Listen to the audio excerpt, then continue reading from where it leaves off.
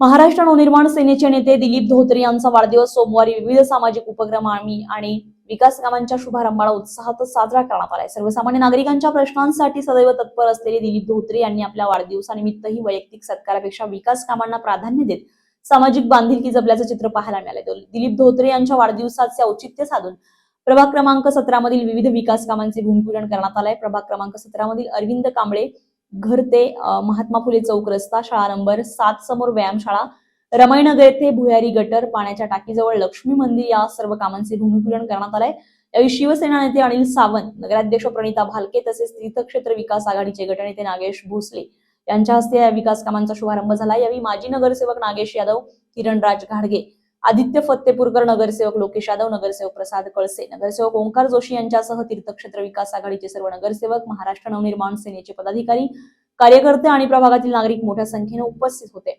मनसे नेते दिलीप धोत्रे यांच्या वाढदिवसानिमित्त सामाजिक बांधिलकी जपत धोत्रे यांच्या समर्थकांनी गोपाळपूर येथील मातोश्री वृद्धाश्रमामध्ये वयोवृद्ध नागरिकांना भोजन दानाचा उपक्रम राबवलाय।